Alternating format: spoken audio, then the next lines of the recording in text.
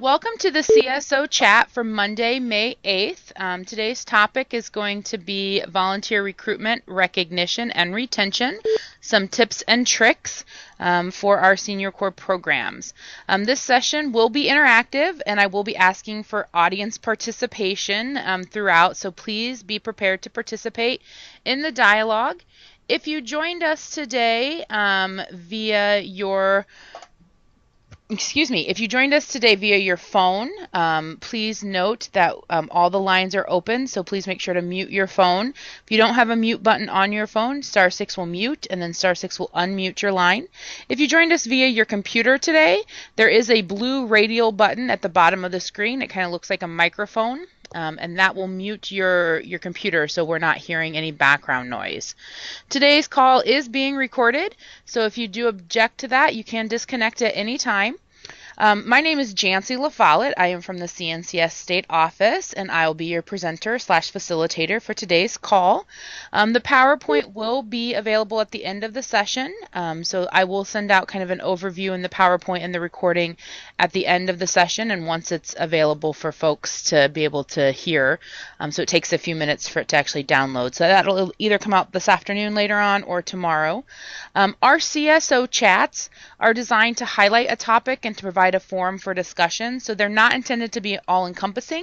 So please make sure to review any additional resources that might be available on this topic. This is really just to engage in some dialogue and some conversation, is what the CSO chats were kind of set up for, is to help folks kind of focus on one topic at a time.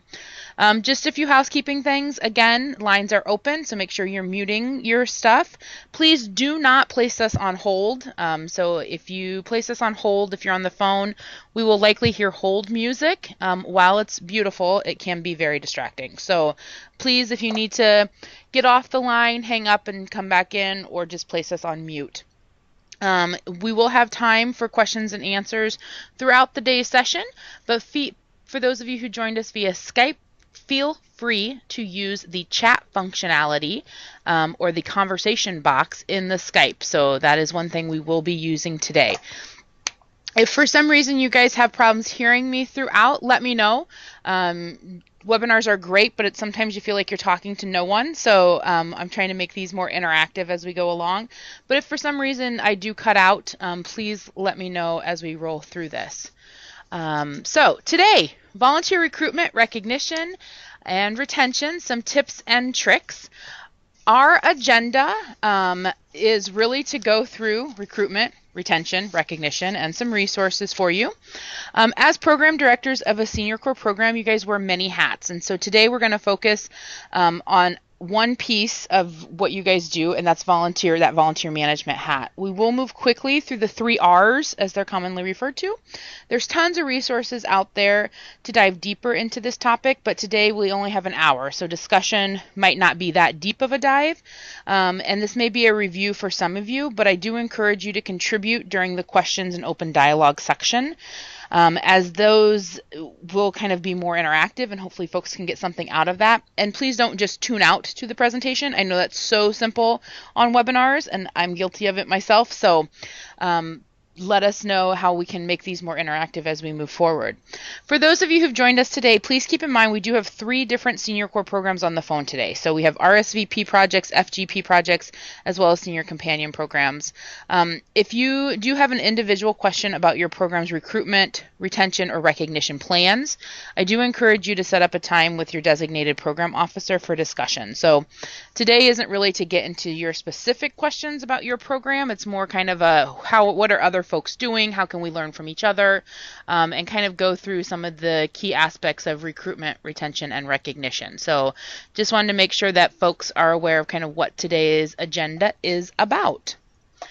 So to begin with, this is going to be our first interactive piece. So type in the chat, or I'm going to open up the phone lines here in a second, and tell us, what is a volunteer anyways? So what is a volunteer? You guys work with volunteers. You work with RSVP volunteers, foster grandparent volunteers, senior companion volunteers. What is a volunteer anyways? So let's start there. Let's define what a volunteer is the first place that we're going to start today. So feel free to chat in the conversation box, or I'll open the phone lines up if folks want to have a dialogue that way. So Phones are open. What is a volunteer? And again, make sure you unmute yourself if you are muted.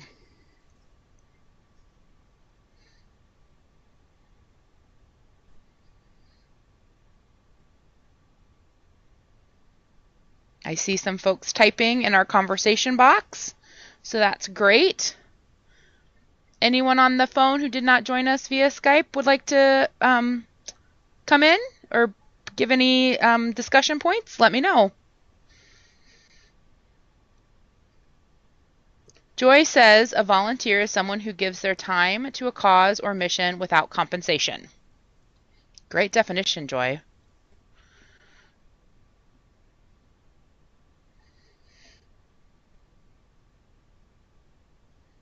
Anyone else want to give any ideas of what a volunteer is? Sheila says a person who is motivated to help with the community need without compensation. Fantastic. Anyone else? These are great definitions. So volunteers really are that. They are someone who gives to your organization without compensation. They're someone who can help out. However, volunteers are also donors. They're also unpaid staff. And so they can be recruiters for your organization. They can be ambassadors for your organization. They can help with outreach and marketing for your organization. They can be the face of your program and the face of what the impact you're having in your community. So volunteers, just like our programs, are very diverse. And so they can hold a lot of different roles. And sometimes we think of it, I volunteer and I'm like, oh, I'm just a volunteer. And that's one thing that we have tried for years to get away from, is just saying, oh, I'm just a volunteer, because our volunteers that give back to our communities and work with our programs are much more than just a volunteer. So as we go through today, I want you to think about the volunteers that serve in your program and the volunteers you work with and what roles they have. I think it's somewhere I read that 67% of volunteers give time and talent and cash. So they also do donations to a lot of their programs. And volunteers donate 10 times more money than non-volunteers to an organization. So I find that really interesting. We often think of them as just someone who gives some time, but they can also be donors. They can also be your ambassadors. They can also be a voice in the community for you. So I just want to make sure that folks are thinking of who your volunteers are, kind of getting in the right mindset as we move forward and roll through today's presentation. So any questions or insight or anything else anyone wants to add about what a volunteer is and what a volunteer is to your program or in your community?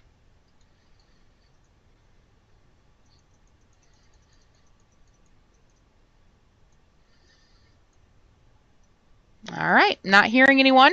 Again, please make sure, I think the system puts you guys on mute when you first join. So if you are talking and I'm not hearing you, let me somehow try to check your systems and make sure that you're not on mute. So I just wanted to make sure. So first, we're going to move into recruitment. And so we're going to first define recruitment. So what is recruitment? What do you guys look at? When you think of recruitment, what do you think of? Besides a headache, what do you think of when it comes to recruitment?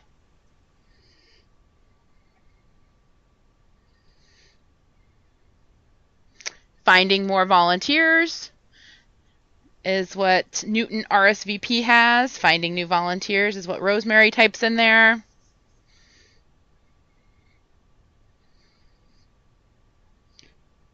Finding new volunteers to fit a specific needs is what Kathy says. Very good. Yeah, I see some more folks typing, so I want to give them time to do so. Anyone on the phone want to chime in?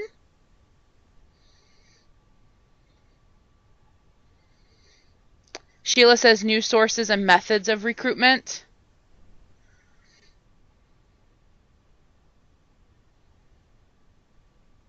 I see someone else is typing. Dawn says reaching out to tell potential volunteers the opportunities available to give back to their communities. So recruitment has a lot of definitions, and how you guys look at recruitment definitely varies from community to community. The one recruitment definition that I liked was the action of finding new people to join an organization or support a cause. And so I thought that was kind of the most interesting or the most accurate as it pertains to recruitment for us. Rosemary talks about engaging the community to find volunteers. So recruitment has lots of different ways and methods to do that. So the next question is, how many of you, or who has a written, not in your head, written recruitment plan? So who has a written recruitment plan? You can give me a thumbs up in the chat. You can say, yeah, we have one.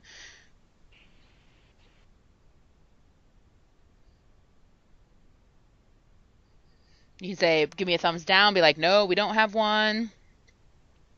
Rosemary says, no, she does not have one.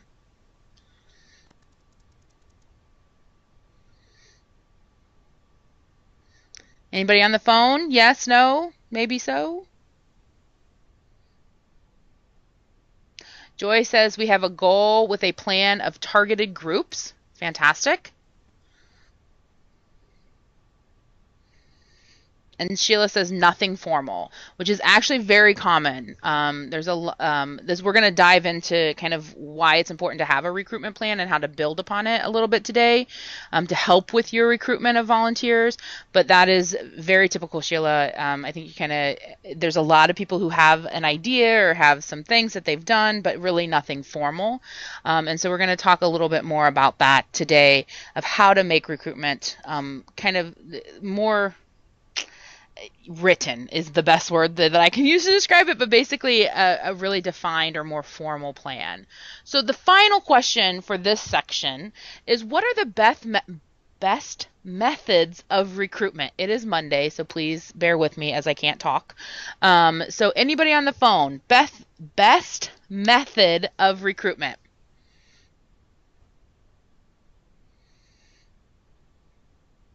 Kayla says word of mouth.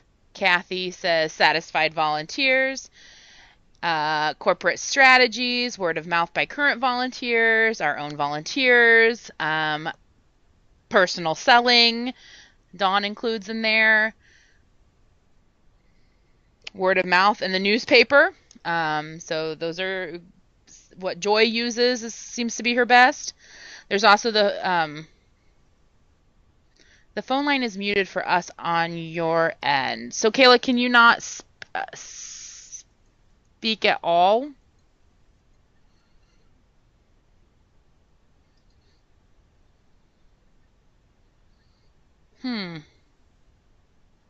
Just tried. Interesting. Sorry. Well, I think we're just going to chat today. Sorry, folks. I apologize for those of you. I see that everybody's muted, but I don't know how to unmute you. Could be why no one's chiming in. Yes, very, very good. Could be. So we're just going to roll forward. I think for those of you who joined us via the phone today, I apologize. I'm not sure. I see that you're muted, but I'm not sure how to unmute you in the system. It's not letting me. So please continue to type in the conversation box and we will move forward. So recruitment, one of the things about recruitment is planning. And so we encourage folks to really plan before you recruit. I know that sounds so simple, but if you're like many of us, we're on limited schedules. We're trying to shove as many things out the door as possible, or maybe that's just me, I don't know. But to sit down and actually think about a recruitment plan, strategize, sometimes just might not be realistic. And so trying to take the time really is part of the process and planning. So before we begin to recruit volunteers, you do want to do an organizational assessment. In working with stations, you might want to do an organizational assessment or a SWOT analysis to figure out how volunteers will be supported at each of your stations and if any risk are involved with the placement of that station. Um, and look at how the requests fit into the performance measurements or the impact of your grant, making sure you're keeping up with the grant requirements. So these are just a few things as I was doing some research on this topic related to kind of assessing why your stations or why your organization would use volunteers. And so I'm going to go through these. And again, most of this might be a review for you, but thinking about this as you guys work forward and to develop your relationships with new stations over the course of the years, or continue your relationship with your current stations, you want to try to figure out why do they want to utilize volunteers? What will they do? What will those volunteers do? Is the organization's environment supportive of that? So is management, the CEO, and fellow staff members, do they understand what our volunteers are doing at their sites or at those stations that they're serving at? Do they have resources that are needed? Volunteers aren't actually free, so requiring an allocation of staff time and some funding and resources to oversee what those volunteers are doing is kind of part of the process. Most of you have memorandums of agreements or memorandums of understanding, memorandums of understanding with each of your sites. And so I know that kind of goes through that, but making sure that they understand what those are. The real cost of implementing and operating a successful volunteer program, most people just think that volunteers show up, and as we all know, that doesn't actually happen. And so really analyzing that and assessing kind of what that is. What are the benefits to the organization? Utilizing those volunteers, making sure they're qualified and well trained. You do need to have volunteer position descriptions, applications, etc. All of you should have those. That should not be a surprise to anyone on there. If you guys do not have volunteer position descriptions or an application for your project, we will need to have a conversation. But that is one of the key things when you're doing an assessment of organizations, to make sure that that's included and that's something that's actually built into our programs. And then also identifying to resolve any risk management issues. So this is something that just making sure that you're aware of what's going on at your stations and your sites, and they are kind of following protocols and procedures and making sure you're checking in with them. So this is just something to plan for. You guys do this. This is kind of a part of what you do, but it's just another way to look at as you're working with stations or even utilizing volunteers at your own location, that you're actually doing some assessment of how those volunteers are going to be used. So your recruitment plan. For those of you who have a written plan, kudos to you. But let's talk about that recruitment plan and what it should consist of. So for those of you who don't have a recruitment plan, I do encourage you to look at writing something out, doing a more formalized written plan, and basically looking at a few things. Here are the kind of the top 6 things that you might want to think about as you're developing a recruitment plan for your program. So first, you want to determine if a targeted or a mass recruitment effort or both is needed. Sometimes this depends on the position. It might depend on the geographic area. Depends on what the volunteers will be doing. So that's something you'll want to look at. Is there a particular group you're going to be going after, or is this just kind of a mass recruitment effort? Or is it a combination of both? You want to look at the message that you're going to be sending. So you do want to test it out. Make sure you use the right language and as to who you're reaching out to. So if you're trying to recruit obviously 55 and older volunteers, your message might look a little different than those programs that work specifically trying to recruit youth volunteers. So sometimes we get resources online or offline that we think are great, and then we realize that maybe the language isn't appropriate for the audience that we're trying to connect with. So use your advisory council, current volunteers, stations, etc. to look over that message and make sure it really has kind of the right language in it. Number 3 on here is the methods that you guys use. And so we kind of went through this a little bit, but word of mouth is still the number one way to get people to volunteer. So someone who has told someone to volunteer is still the best way we get people to volunteer. But there's paid ads, there's free promotional opportunities, kind of including your own network and publications that you guys, your newsletters, your organization's newsletters, Facebook, social media, your websites, things like that. Your local volunteer center can obviously help. with some outreach and coordination. So I do encourage you, for those of you who have local volunteer centers, to reach out with them. Obviously, person to person, your current volunteers are great recruiters for your program. Volunteer fairs and other related events. I know Clay down in Ottumwa actually just sent me some information about they were at an event here recently and they had a booth at it. And so kind of recruiting from, if there's a senior issue or senior event going on, or like health issues going on, a type of fair related to those events. Those are a great way to pull in folks who might be interested in your program. Obviously, we talked about social media, things like that. One of the things to think about when you're looking at methods of how you recruit, remember the rule of 7. So I know you guys have heard this before, but research really suggests that someone needs to see or hear your message an average of 8 to 10 times for it to be effective. And so typically people say you have to tell someone something 7 times before they will retain it. And that kind of goes for communication about your recruitment as well. So you send something out once for recruitment purposes, and for marketing, you want to make sure that you're hitting those resources a couple more times. Again, it's that rule of 7, average 8 to 10 times to be effective for people to see or hear your message. So just keep that in mind as you're looking at your methods. You'll want to develop strategies and timelines.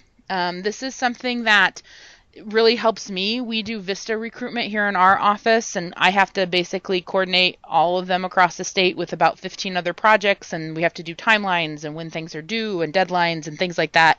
For those of you who do specific programs like VITA or a buddy program or things like that that's based on a school year or based on the tax year, you really do have to develop those timelines out as to when your volunteers need to be in and who you're looking for, and kind of basically start it when they need to be in place and go backwards from there is the easiest way to go on that. But developing those timelines and those strategies and then recording them, that's kind of the key there.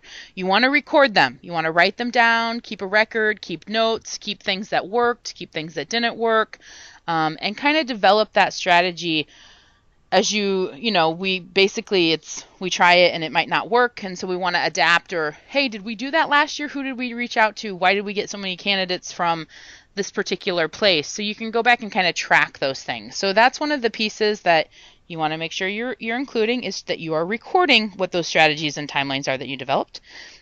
You want to implement with an approach, with an adaptable approach. Basically, sometimes you need to change your strategy, and so it can't be set in stone. It's definitely something that you want to look at as to how can you adjust if needed, or how can you adjust if you're doing a targeted recruitment plan versus a mass recruitment plan, and how can you adjust those strategies and timelines. So keep that in mind. And then evaluate effectiveness of the recruitment effort. This is typically something that most people do not do. They do not evaluate or go back and assess if their efforts were effective or not, and what efforts were effective or not. They just kind of send stuff out, hope for the best, get their applications in, and move forward. And so again, this is the piece of that planning process. Definitely something to think about as you guys are looking at your recruitment plans and trying to engage more people in your communities and in your programs, and in the services that you're providing, is really to look at what's worked, what hasn't worked, how can we adapt, those types of things. So just something to think about with recruitment and with the planning process. Any questions about kind of a recruitment plan? I am confident there are probably 42 resources out there. If you Google recruitment plans, or you go onto our national service, the Knowledge Network, or Volunteer Iowa, they can give you some sample forms or sample recruitment plans that are out there. I'm not going to spend a lot of time on that because you guys can all Google.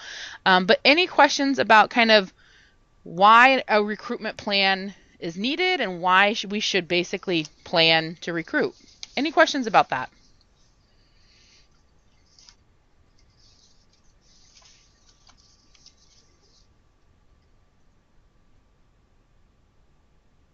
Okay. Seeing none, I'm going to move forward. So recruitment, and with recruiting, really it's all about getting the right person, the right job, with the right skill set, in the right time, and basically creating the right fit for both the organization and volunteer. It sounds so simple, I know, but that is probably something that you that's one of the aspects of when we look at recruitment. We're really looking at the right person for the right job with the right skill set, not just necessarily anybody who wants to volunteer, but really how can they fit with the organization. So just keep that in mind as you guys do recruitment. I know we all want to keep our numbers up and keep people recruiting and engaged, but it is kind of about getting the right person in the right job. Kayla asked a question. Do you suggest getting leadership buy-in on that plan? If so, how? That would be based, Kayla, on, I would think, your organization and kind of how you guys do outreach within your organization. I definitely would encourage you to consult with your community participation group or your advisory council on kind of how that plan should look. That's something that you can most definitely do with them and get some buy-in on them from that. Then from there, it really depends on your organization. If they require approval beyond kind of your program for, an outreach plan like that or a recruitment plan, that really depends on your organizational structure. So, but I definitely think you should get buy-in from the advisory group or the quote-unquote community participation group is definitely something just to get some outside. Sometimes we put stuff together and it's just nice to have another set of eyes. Your supervisor would probably be the best person to talk to if buy-in beyond kind of your program is needed for a recruitment plan. Hopefully that helps. All right. Any questions? So Sheila asked, she couldn't get through on the phone either. My question is, when do we do a recruitment plan? Sheila, that's a great question. It depends really on your organization and what you're recruiting for. It kind of works best with every program's going to be different. So if you have, a VITA program is going to look different than a maybe a school-based mentoring and tutoring program. So there might be different ways your recruitment. There might be a few different recruitment plans that you're pulling together. So those go into are we doing just a mass recruitment or are we doing kind of a strategized recruitment? And maybe it's one big recruitment plan with these little caveats of who we're recruiting for at different times of year.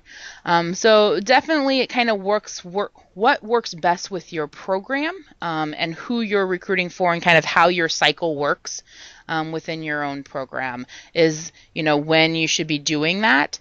But you should start on that whenever you're recruiting volunteers, which is typically year-round. So recruitment doesn't really stop at any point. We're always recruiting, we're always promoting, we're always looking at ways to really keep our program at top of mind for folks. And so that's something we want to make sure we continue to think about as we do recruitment.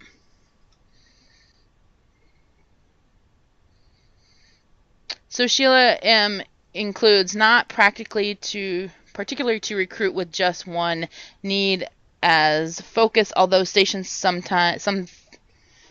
think we have this close. Oh yeah. So Sheila says sometimes our stations feel like we have this closet full of volunteers ready to help, and so we get the same thing with Vista. You guys get the same thing with RSVP, FGP, SCP. Everybody thinks there's just like this big cohort of people sitting there waiting to be at beck and call, and that's not how we function. That's how not how National Service functions. And so that's really educating kind of our stations on we are constantly recruiting, we're constantly looking for people, and we don't really have this just cohort of people who can go out and do stuff. We have to work at that. So it is something that takes a little time and really some strategy to put together as to how it would work for your program. So there's no right or wrong answer at this point, but definitely something that I think a lot of folks deal with when they work with their stations is that they're like, oh, I need someone to start tomorrow. And you're like, yeah, that's not how this works exactly. So definitely something that I think a lot of folks fall into. And speaking of that, here are some common recruitment pitfalls to avoid. So assuming no means never. So these are things that if someone wants to volunteer, if you meet someone and they're like, oh, not right now, doesn't mean they never want to volunteer. It just might not be working for them currently. So just remembering that. Not seeing the volunteer as an individual. A lot of folks, they want to be special. We all want to be special. We all have a unique skill set that we want to bring. And sometimes when we recruit for a big program, we forget that people want individualized attention sometimes, and so I think that is always a key to making sure people understand that they're important to your program. Remembering their name, I know that sounds so simple, but when you have 300 and some odd volunteers, remembering a name might be a little daunting. But remembering names, kind of recognizing them is part of that process. Not following up with inquiries in a timely manner. So if you guys send something out through like Get Connected or Volunteer Match or any of those online resources and someone inquires about it and no one follows up with them within months, that really does dishearten people a lot. Or if you have a way to inquire, this is something I've ran into individually. Like there's a website and it's like, hey, you want to inquire about volunteering? And so I type in my information, I fill out all this stuff, and I never hear back from anyone. It's on your website. It's supposed to be utilized. Make sure you're utilizing those tools. So following up with inquiries in a timely fashion and a timely manner is definitely important. Overlooking a volunteer who doesn't fit the current job opening but has other valuable skills and maybe a passion for your organization, that's definitely something to keep in mind. As you guys are working with volunteers, tons of people come across our desk, and so, or hopefully tons of people are coming across our desk, and they might not be fitting exactly with what you're looking for the time being, but there might be somewhere else that they can be volunteering. Maybe not necessarily, even it might not be, I know I've talked to RSVP volunteers in FGP volunteer, RSVP program directors, FGP program directors, SCP program directors, who are like, we get calls from people who are under 55 and they want to volunteer with our program or they want to do this or they want to do that. And we try to refer them to other placements, either within our own organization or within the community or back to the volunteer center. So I want people to remember that is that just because they might not fit with what you're posting for right now, there might be other ways that you can get them involved. Or if they're not, they don't meet the age requirement this year, but they'll meet it in 2 years, we don't want to just kind of pass them on by, because that's one way to keep them involved and maybe part of the program in the future. Not getting the desired results and failing to evaluate or change. So basically, if you're not getting what you want and you keep doing what you're doing, we definitely need to change and evolve our time. Our communities are changing and evolving. The way people are interacting is changing and evolving. And so we want to make sure that we are looking at those aspects as well. Inadequate interviewing, application, background, reference checks, processes. So basically not doing due diligence in the interviewing and screening process sometimes can be a pitfall to avoid with recruitment. So these are just a few of the top ones that have been noted, but are there others out there? I know Sheila talked about, stations not understanding we have this kind of closet full of volunteers, but are there other pitfalls you would warn your colleagues about when it comes to recruiting volunteers? Anybody else have any others?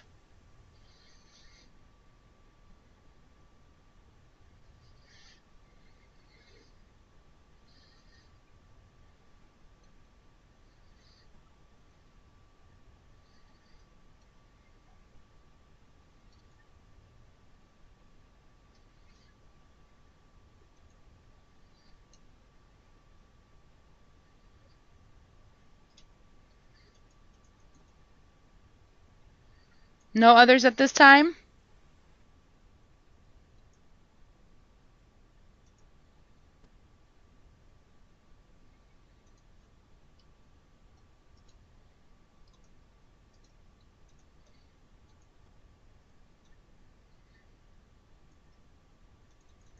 All right, folks, I am trying to find ways to unmute you, but not everything is working, so I'm not sure what's up with the system today.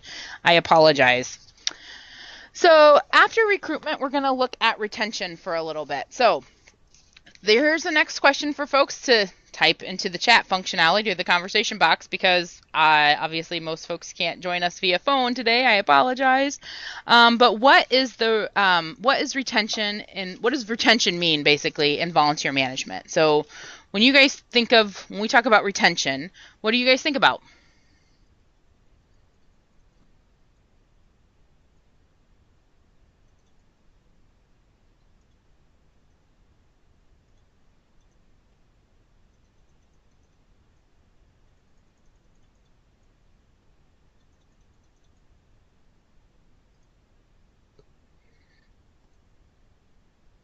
Retention is keeping volunteers active, not just not just keeping a volunteer, but getting them mission aligned, returning volunteers for the schools, engage volunteers who enjoy what they are doing. So yeah, absolutely. These are great ways to look at retention. So not just getting them in the door, but keeping them there.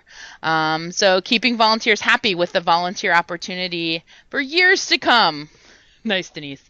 Um, Volunteers either doing one thing over and over or finding other opportunities they might like. Absolutely, Rosemary. Joy talks about the percentage of volunteers who return to the program like VITA, or the percentage of volunteers who stay active on your roster continually volunteering. So retention, keeping volunteers engaged, active, contributing to your program. One of the kind of definitions of retention is the fact of keeping something on one's memory. And so I found that interesting. Basically, how do we continue to keep volunteering and volunteering with your program part of how they are, what they are doing in their community on a day-to-day basis? Sheila talks about coming back for additional assignments. Absolutely, absolutely. So the next question is, when does retention start? So when do we start looking at how we retain our volunteers? What do you guys think? Kathy, day one. Absolutely. Their very first day. Day one, the day they begin volunteering, when you first see them.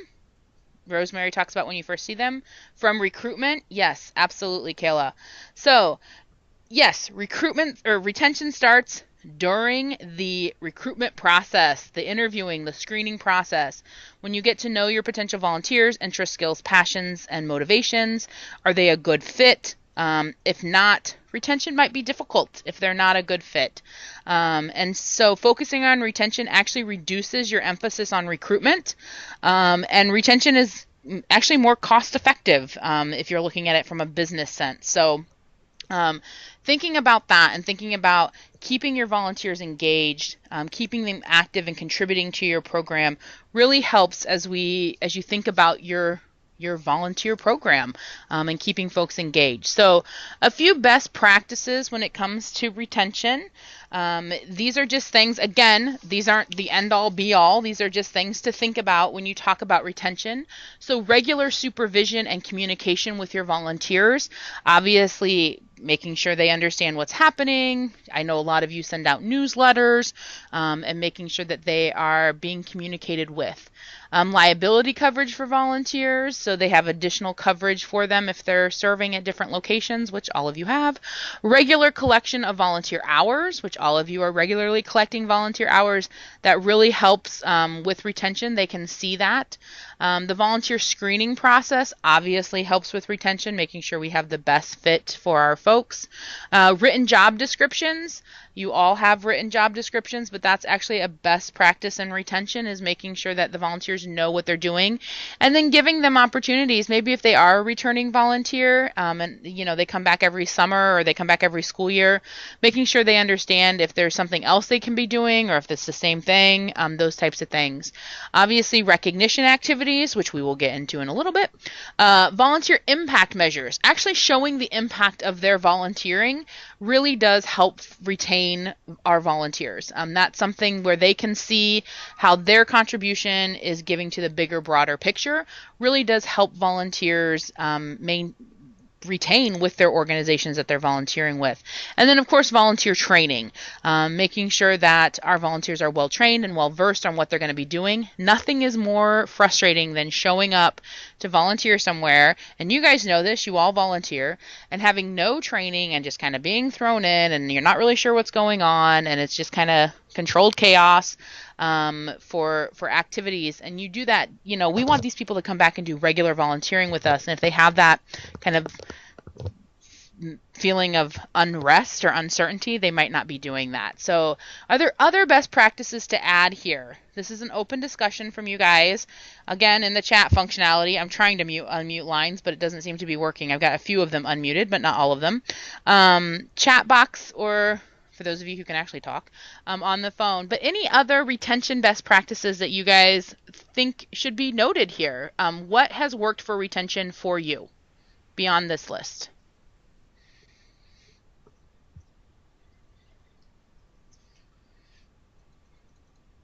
I see some folks typing.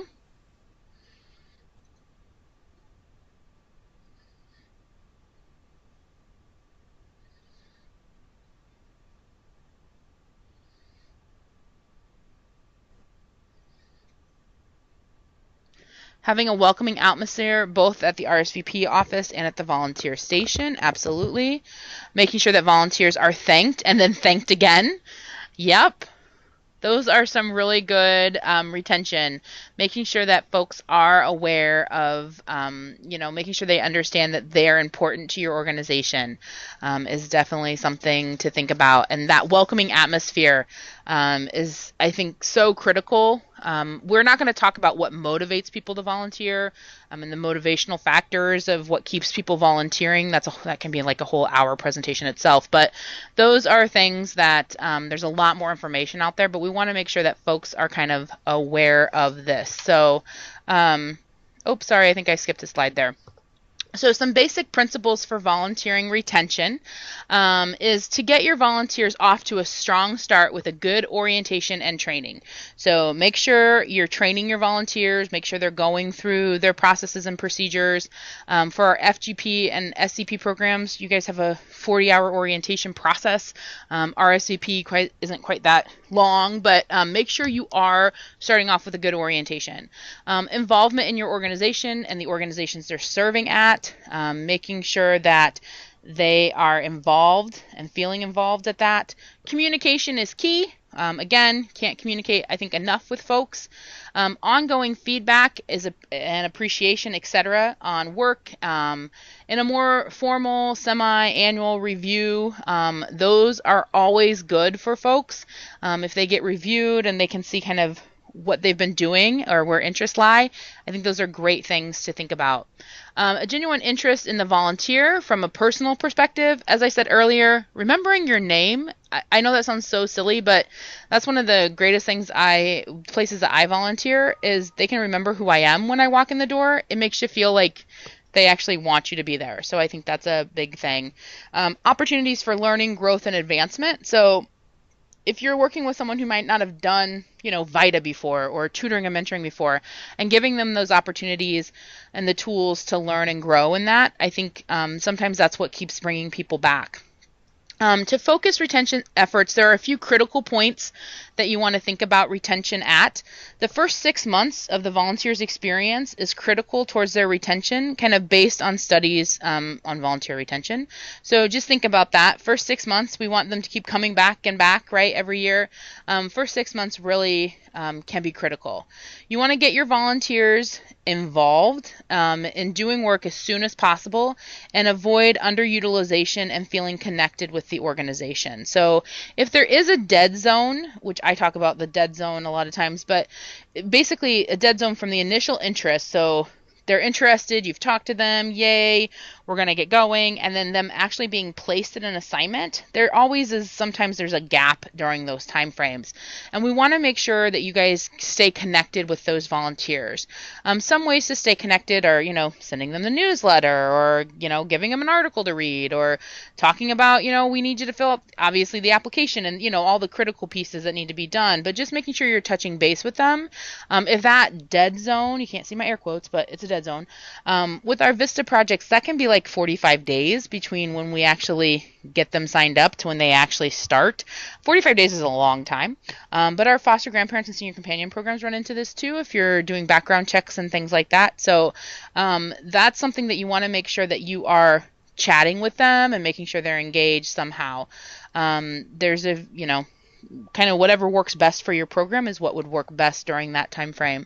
And then also celebrating kind of anniversary dates. That's one of the retention kind of critical points that they talk about is anniversary dates, the end of a long-term project, an annual evaluation are times when volunteers may be reassessing their service and reassessing what they want to do. So if they want to change what they're doing or if they want to come back and do the same thing, those are the times to do that. I volunteer with Living History Farms here in Urbandale, outside of Des Moines, and we do an annual assessment every year. Our volunteer coordinator actually sends us, hey, what are you interested in this year? You want to do the same thing? You want to try something different? And here's things that are going on. So I think those are great ways to keep folks involved. And maybe they've done VITA for the last 4 years, but maybe they want to do, tutoring. Who knows? So those are things just to think about as we talk about retention. So just a few retention principles to think about as we move forward. All right, we have about 15 minutes left, and so we're going to dive into recognition. So here's our next question for the group. How do you recognize your volunteers? In the chat functionality or the conversation box. If you can talk, you most certainly can try to. But how do you recognize your volunteers? And this could be formal, informal, any ways you recognize your volunteers. LinkedIn endorsements from Kayla. That's a good one. Never thought of that before. Breakfast events. Invites to community events. Monthly socials. Send birthday cards. Annual recognition luncheon. A few more people are typing on how they recognize their volunteers.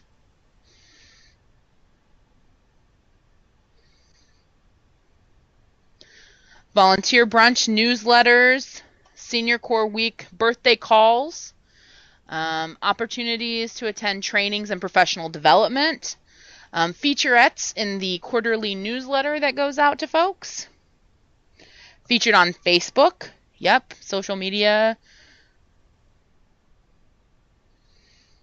Those are great ways. There's a few more folks typing about how they recognize.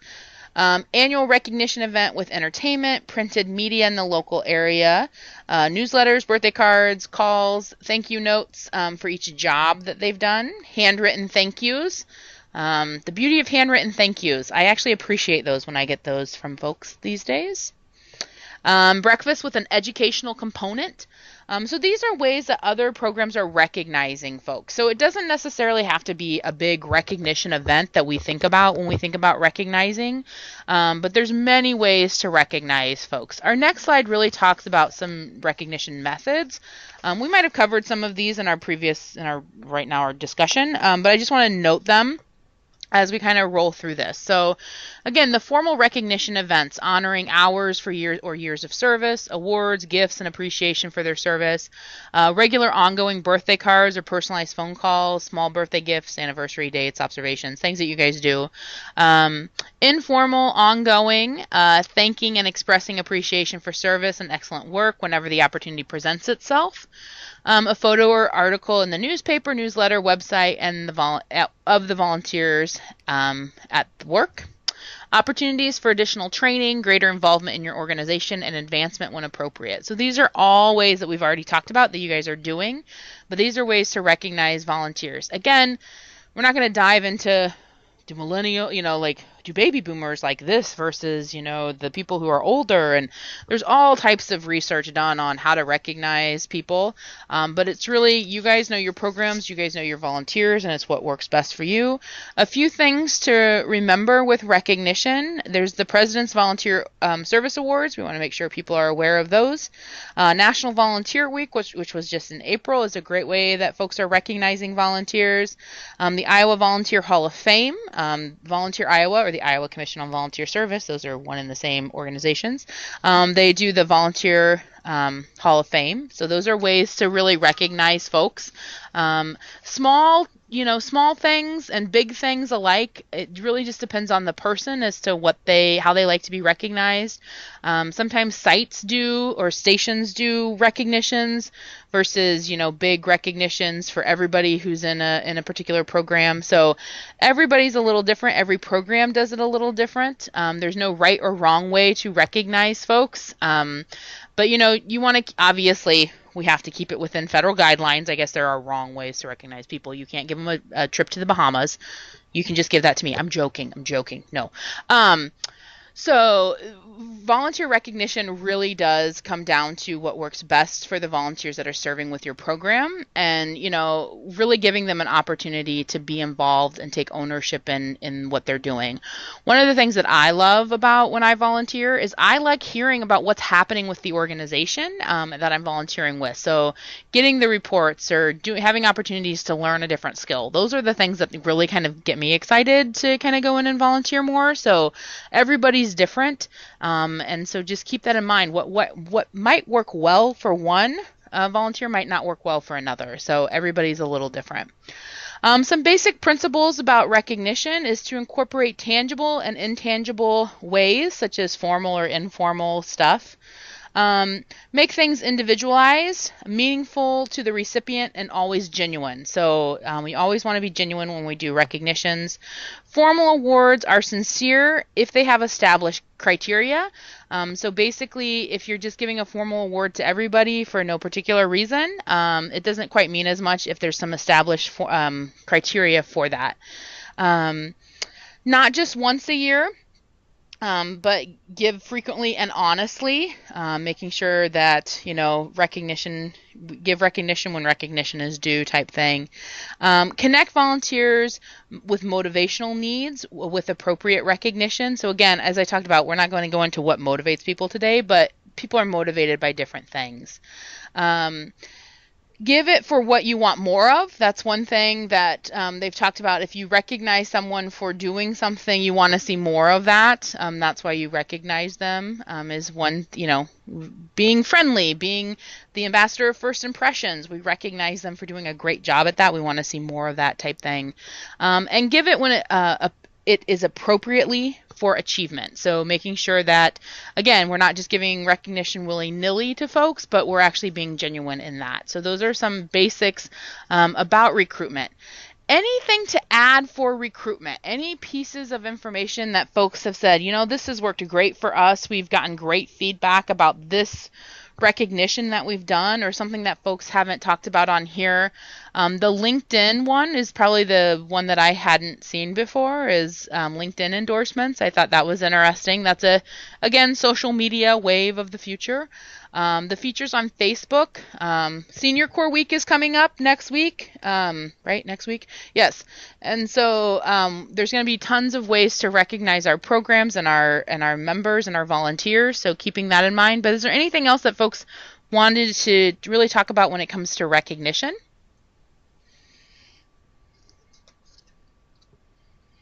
I see someone typing. I'm pausing. So Kathy has a question for Kayla. How do you find out who is active on LinkedIn? Kayla, I will let you address that question as I move forward, and once you respond, I will let everyone know. Can you actually hear me? I can hear you, yes. Okay, so I switched to the computer. I just do a search, and a lot of times when I am meeting with a more youthful 55 plus member, I ask them if they have a LinkedIn profile. But I also leverage a ton of people in more of skills, professional capacity building, strategic planning type of opportunities than maybe some other 55 plus RSVPs. Kathy, does that help? Hopefully. Yes. Great. Thank you, Kayla. Appreciate it. Also, I was going to shoot out a message. Does anyone else capture? So we are starting to implement a recognition survey almost when they register with us, and they've been in a couple months, to see how they would like to be recognized, and then we share that with the stations as an extra value add. Does anyone else do that? I think there's someone else who has done that. I want to say I've seen that at least once or twice somewhere, but I can't remember who. Does anyone else do that kind of assessment of the volunteers coming in as how they would like to be recognized? And if somebody does, I would love to get a copy of yours. Go figure, Joy does. I was like, and Joy is typing right now. All right. Anything else to add? Oh, Joy does Jancy, not, if but somebody she's else interested in the results, Kayla. if you end up hearing about it or whatever, feel free to send it to me. And I if anybody will. wants copies of ours, I'm happy to share that with you too. Absolutely. Thank you. Any other points of reference for recognition that folks wanted to talk about?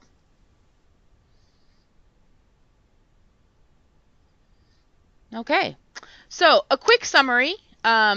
We encourage you to have a recruitment plan, a written recruitment plan. Definitely something to sit down, you can build off of, you can look at, you can assess. When to implement the recruitment plan is really kind of based on your program, but really look at and strategize for a recruitment plan. That's the best way really to really focus in on recruitment. And so you have something that you can, a living working document that you can adjust as needed. Retention of volunteers starts with the interviewing and screening process. The first time you meet someone, first impressions. And so that's really when you're looking at retaining those volunteers. It really starts with that interviewing and screening and making sure we're getting the right person for the right position. Recognition does not need to be formal. So that's something to remember is recognition, though, you're supposed to recognize your volunteers, you're supposed to be able to give them, recognition throughout the year. Some volunteers don't need a big formal extravagant thing. They're great. I think they're fantastic. I love going to the ones that I go to.